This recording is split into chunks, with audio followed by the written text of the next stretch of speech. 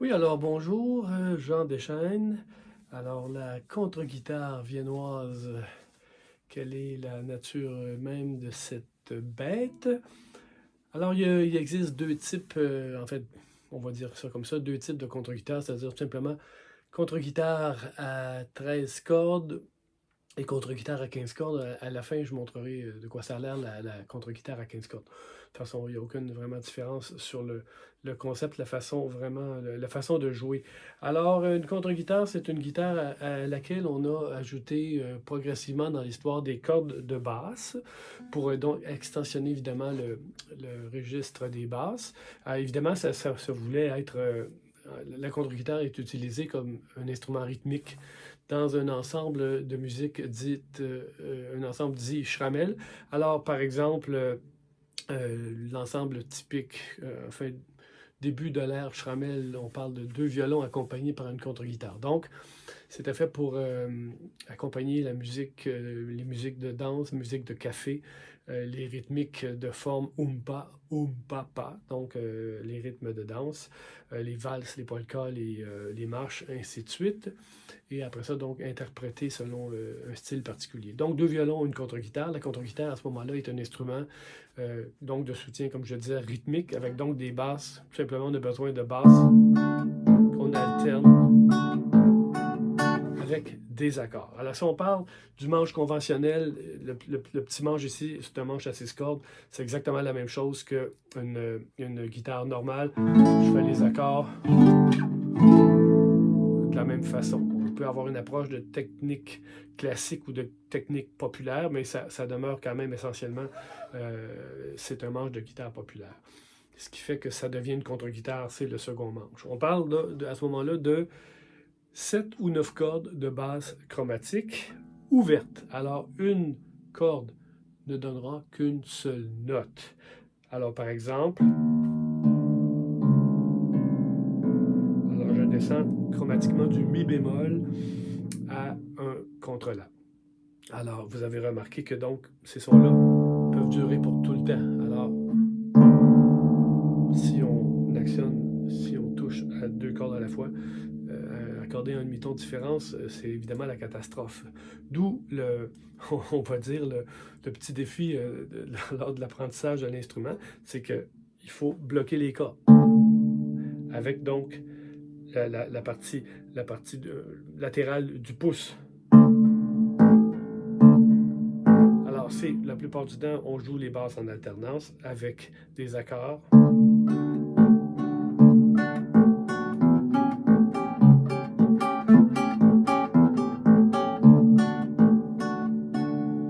Alors, la difficulté, bien évidemment, plus les rythmes sont rapides dans les galops, dans les polkas Schnell, alors il faut quand même.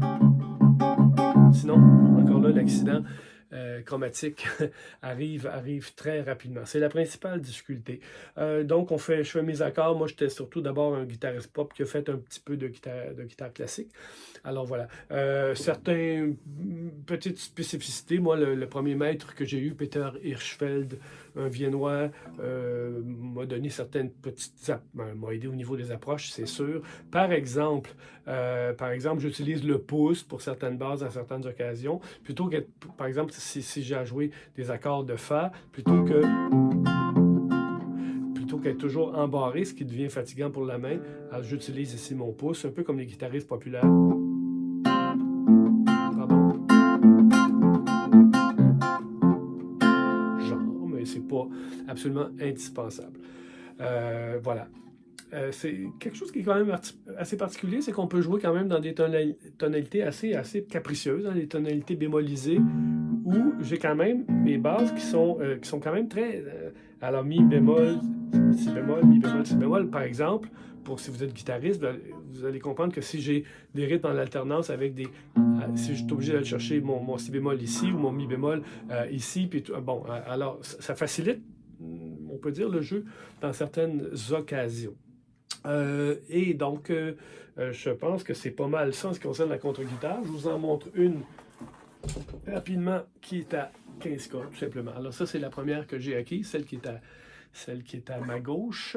Alors, elle est à 15 cordes, c'est tout simplement la même chose.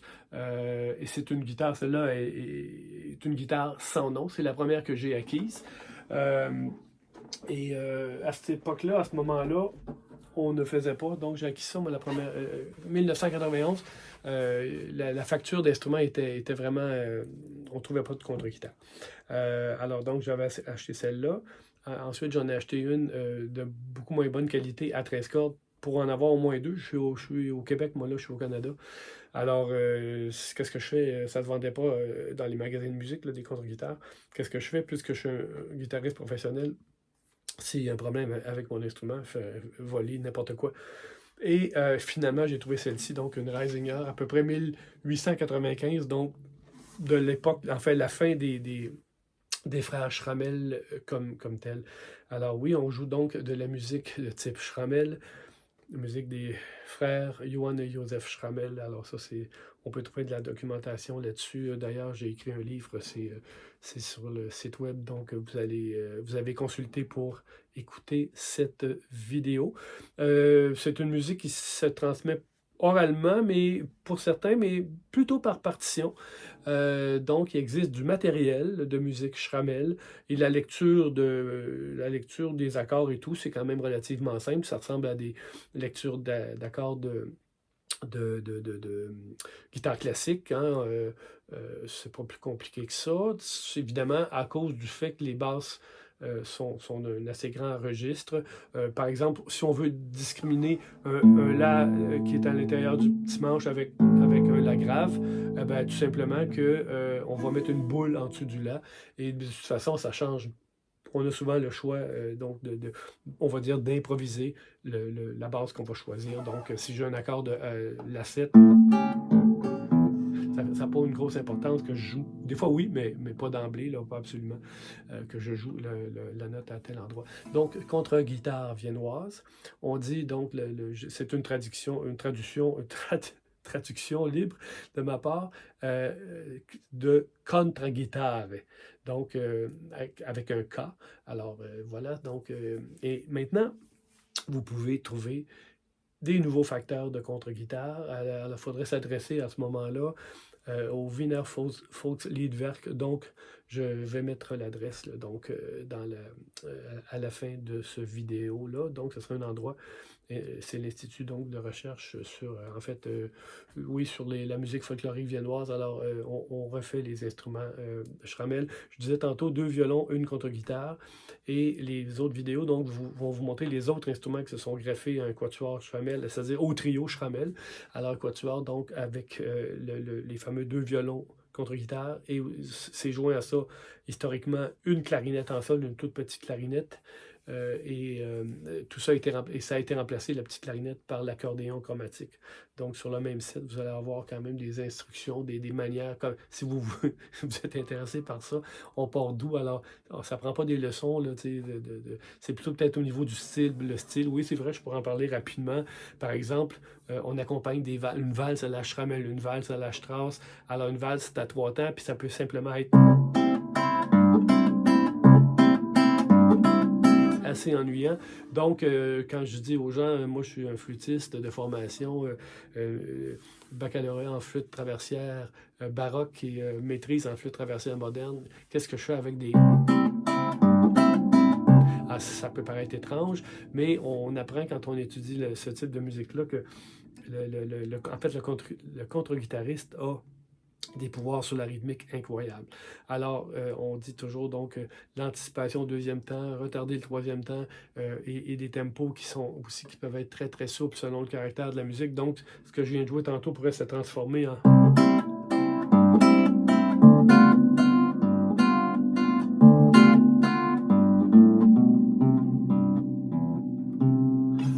Exemple rapide. Merci de votre attention. Au revoir.